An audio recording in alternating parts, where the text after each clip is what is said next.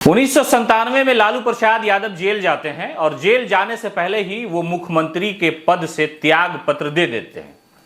फिर उसके बाद राजनीति शुरू होती है कि बिहार का अगला मुख्यमंत्री कौन होगा और राबड़ी देवी के नाम पर सहमति बन जाती है। उस सहमति की कहानी हम आपको बता रहे हैं कि उसमें एक मुसलमान नेता था जो इस बात पे अड़ गया था कि राबड़ी देवी ही मुख्यमंत्री बनेंगी। दरअसल भारतीय जनता पार्टी ने यादवों का एक सम्मेलन कराया और दावा किया कि लालू प्रसाद यादव को सियासत में ठगते हैं, इसलिए लोग मोदी पर यकीन करते हैं। उसके बाद शाम को ही लालू यादव का बयान आता है कि यादव जो है वो भारतीय जनता पार्टी पर यकीन नहीं कर सकता और भारतीय जनता पार्टी के नेता नित्यानंद राय कहते हैं कि उन्होंने अपनी पत्नी यानी राबड़ी देवी को मुख्यमंत्री बना दिया। लालू यादव का अपने ही अंदाज में जवाब आता है कि हम अपनी पत्नी को न बनाते तो क्या तुम्हारी बीवी को बना देते। तो कहानी इसी के इर्द गिर्द हम आपको बता रहे हैं कि दरअसल लालू प्रसाद यादव जब जेल गए, जब उन्हें यकीन हो गया कि लालू यादव चारा घोटाला मामले में 1997 में अब जेल जाने वाले हैं, उन्हें भी यकीन हुआ, उनकी पार्टी के लोगों को भी हुआ और सबको पता था कि लालू अब जेल जाएंगे, तो उससे पहले उन्होंने इस्तीफा दे दिया। इस्तीफा देने के बाद फौरन मुख्यमंत्री बनना तय था कि मुख्यमंत्री कौन बनेगा।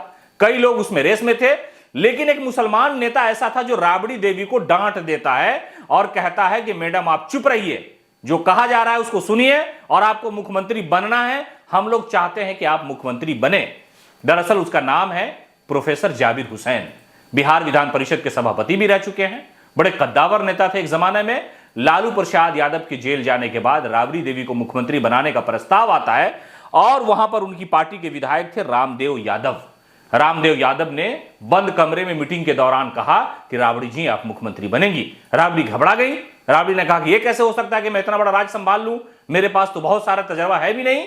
उसी दौरान प्रोफेसर जाबिर हुसैन खड़े होते हैं और डांटने के लहजे में कहते हैं कि मैडम राबड़ी आप चुप रहिए, बोलने दीजिए, ये जो बोल रहे हैं उसको सुनिए चुपचाप और जो कहा जा रहा है उस पर आप अमल कीजिए। जैसे ही प्रोफेसर जाबिर हुसैन ने राबड़ी के सामने ये तल्ख तरीका मोहब्बत का अपनाया और कहा कि आपको ही मुख्यमंत्री बनना है, फौरन सब लोग चुप हो गए और सर्वसम्मति से उसके बाद प्रोफेसर जाबिर हुसैन ने कहा कि यहां जितने लोग बैठे हैं वो लोग चाहते हैं ना कि राबड़ी जी मुख्यमंत्री बने। सब ने कहा कि हां मुख्यमंत्री बने और उसके बाद राबड़ी देवी इस राज्य की पहली महिला मुख्यमंत्री बन जाती है। लालू प्रसाद यादव के इस बयान के बाद इसकी कहानी के पीछे जाना जरूरी था कि आखिरकार लालू प्रसाद यादव के करीबी नेताओं में कौन था जो सबसे ज्यादा उन पर यकीन करता था, कौन नेता ऐसा था जिसपे लालू यादव को सबसे ज्यादा विश्वास था। उसी में से एक थे प्रोफेसर जाबिर हुसैन और उन्होंने एक लफ्ज में राबड़ी देवी के इनकार को मोहब्बत में बदला और कहा कि मैडम आप चुप रहिए, जो कहा जा रहा है वो सुनिए, आपको बनना ही पड़ेगा।